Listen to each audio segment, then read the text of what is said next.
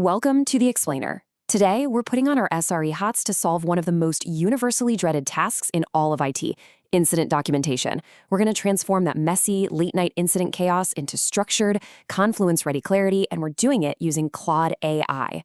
Look, if you've ever dealt with a major outage, you already know the hardest part isn't always putting the fire out. It's finding the energy to document exactly how you did it when literally all you want to do is go back to sleep.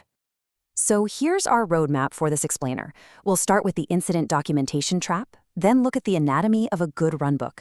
From there, we'll dive straight into prompt engineering for incidents, run through a quick demo on database connectivity chaos, and finally wrap up with refining and publishing output. Let's get right into it.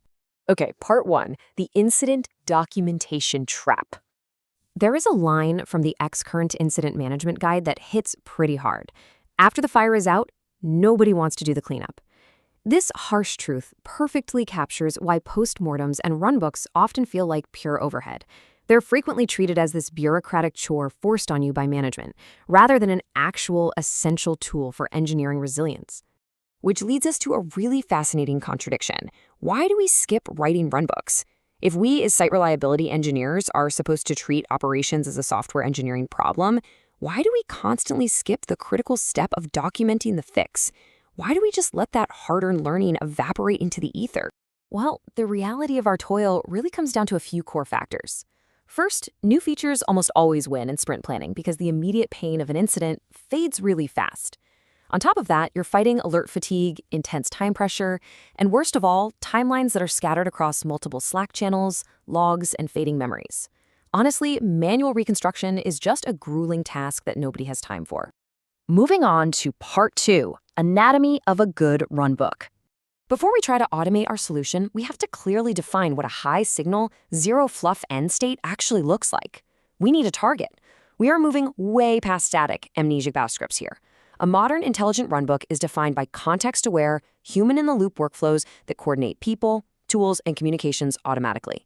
It's not just a dead document. It actually understands the specifics of your current systems and adapts to failures, rather than just serving as a generic checklist. So our target output needs to explicitly cover these 5 pillars: a problem summary and impact, a detection timeline, root cause analysis, steps to resolve, and preventative action items. Notice that third one, root cause analysis, using the 5 whys framework. That is especially critical.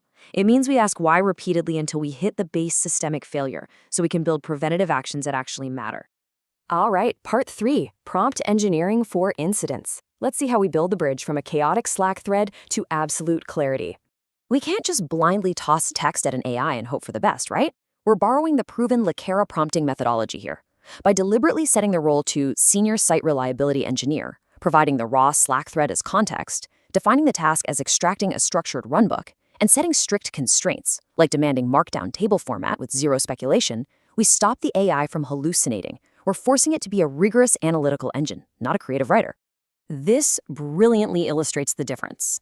If you use a bad prompt, like simply saying, summarize this outage, you're going to get a rambling, useless paragraph. But a good schema-first prompt, where you say, you are an SRE, extract a JSON runbook from this text using the 5Y RCA format, that gives you structured data perfectly ready for Confluence. You literally have to ask for the exact structure you want if you want to eliminate formatting toil. Let's see it in action. Part 4, demo on database connectivity chaos. Just imagine this real-world support scenario unfolding. The checkout API is returning 500s, the connection pool is absolutely exhausted, and engineers are rapidly dropping alerts, hypotheses, and panicked questions right into the Slack timeline. Did the new payment endpoint leak connections? It's noisy, confusing, and filled with dead ends as the team desperately tries to figure out what's going on.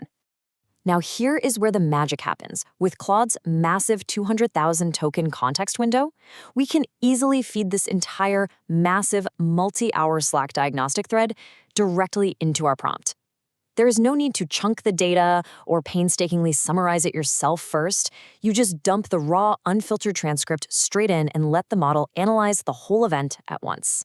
Claude instantly parses the timestamps from that raw text, filtering out the absolute panic to reconstruct the exact detection and mitigation timeline, and accurately pulls out the specific moments: intermittent errors at 2:47 a.m., the pool exhausting at 3 o'clock, the leak traced at 3:15, and mitigation by 3:30, It gets all of this without getting distracted by any of the surrounding noise.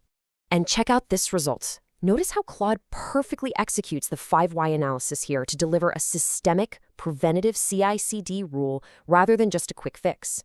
The root cause was a code review missing the connection leak, so the prevention isn't just fix the leak, it's implement automated connection leak detection in the CI pipeline. It demands a system to prevent the leak from ever shipping again.